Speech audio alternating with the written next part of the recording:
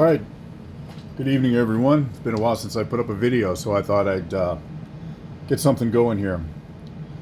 So I've had a lot of questions about Binsons and what they do and their operation and so forth, so I thought I'd put a little video together here, kind of step you through theory of operation, what the controls do, and basically how they work. I'm just finished this one up. I'm finishing it up. I've got a few things left to do on it in terms of assembly. It's missing its fuses and a few other things here.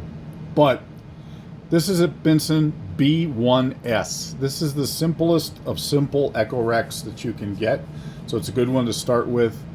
And then I could make some other videos to build on this. But basically what you have here, this is effectively the same as a Binson Baby. Same basic circuit. One input, one output, no multiple channels. You'll see there's no channel selector up here. And it is your basic, very basic Echorec.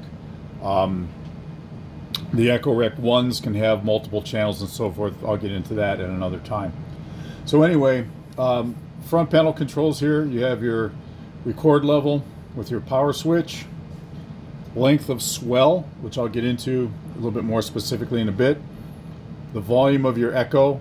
This is set up, it's not wet only. There's a dry signal as well. This will set the volume of your repeats. And then this is your selector switch. So I'll go left to right and kind of go through these as we go. So I'll turn the machine on. And of course it needs a little time to warm up here. We'll start very basically. What we're going to do is we're going to take the length of swell and just turn it all the way to here where it says echo. So this is going to give me one slap. And I'm going to select head number 4, which gives me the longest delay. You know you're ready when your EM81 starts glowing well. I'm going direct into the machine through a Fender Stratocaster, and I've got a cheap solid state amp on the floor. So when the echo mode, you've got one repeat.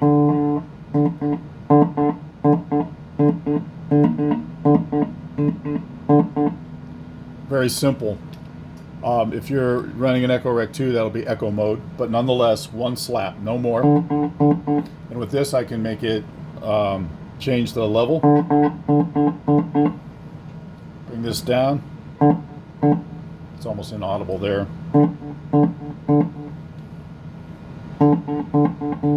Okay, so you can mix your signal. If you want to get into repeats, oh, and by the way, let me back up a little bit. How do you set this? Well, you listen to the repeats, and if you get this up too high, they'll get distorted. It's not easy to tell on the microphone that I have here that that's distorted, but it is. Okay, and basically there's a trim pot on the back where you can set your level indicator so that the two halves come together right when your signal starts to distort. I try to set that as best I can, but basically it's by ear. So as I start bringing up this length of swell and get it off of 0, I'll start getting multiple repeats.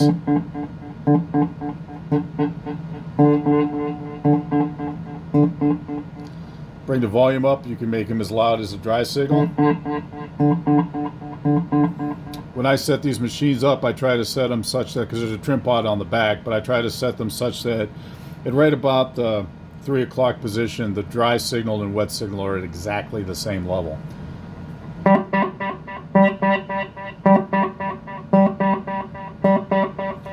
And of course, if you bring this length of swell up, it'll start to do that Binson thing.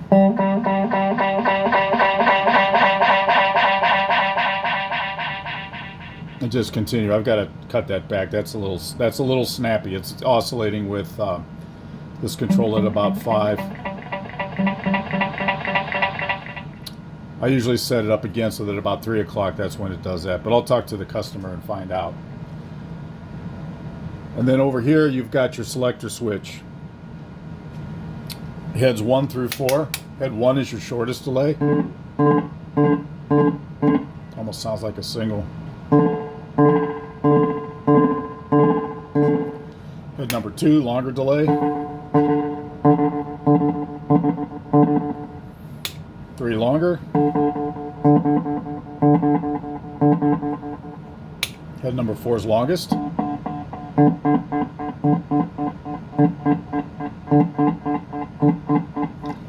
And the only one that I know for sure is head number 12 is, or position number 12 is all of them.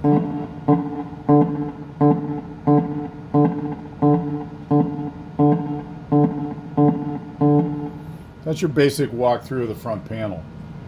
Now, let's talk a little bit about the circuitry in this because it's important to understand the differences. In the B1S, or an Echorec 1, there are no buffer amplifiers on the on the playback heads. Okay, so there is no way to buffer that signal. It's just direct. There's no way to adjust the gain on an individual head, and which is only working in swell mode on the on any other Echorec. And there's only a master tone. You cannot adjust the tone for each one of the heads on this particular device. So what you have, straight record, straight to the heads, playback through this switch, right into the preamp, and then right into the output. So this is a very, very simple machine. When you start to get yourself into an Echorec 2, each playback head has a triode buffer on it. That then allows you to change the gain and the tone on each individual head. The gain on an Echorec 2, though, is only active in the swell mode. It's not active any other time. So the only way to really balance the heads out is to have them properly aligned, and we can talk about that. So that's your basic run-through. Very important. I know you can probably barely see them. There's 2 wipers in here. Make sure those are always at least damp with oil, or you will grind through your heads very quickly or mess up your drum. Very important. The most important thing I can tell you is when you buy yourself an Echorec, congratulations, you've got a way of life. You have to maintain it. This is not like a pedal where you set it on the shelf and forget about it.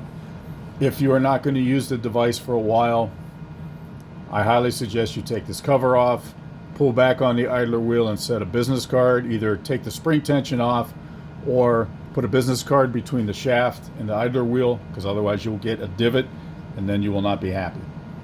Okay, so that's just your very basic Binson run through. Hope it helps. If you're looking to buy one, you should be able to demonstrate all of that. This one is definitely set properly. Sounds good, plays right.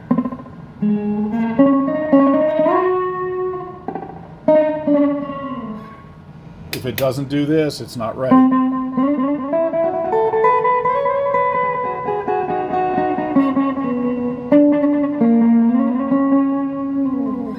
The other thing that I want to bring up as well, this is not a high fidelity machine, all right? The media speed's not bad actually, but it's pretty limited as far as I've been able to tell, about 10 kilohertz or so. You know, you're not going to get super crisp echoes. That's not what Binsons are about. They're very warm. Or if you're selling one, it's warm. If you're buying one, it's dark. Take your pick. But nevertheless, you're not going to get the kind of echoes that you get out of your typical solid state delay pedal. That's not what's going to happen here. The other part of it too is these things have wow and flutter. It's part of the charm. You know, you're going to hear some warble. This one's, I've taken the time to redo the idler wheel. I've polished the motor bearings. I've polished the drum bearings. It's as good as it's going to get. So there's still, I can still hear a little bit. That's just a Binson. That's how they are. But anyway, so go ahead and have a listen. I hope this helps. When I start to get into the Echorecs, or if you guys want, I can start, you know, getting into the circuit with some really boring schematic videos or whatever. But whatever you want to do is fine. Just let me know in the comments.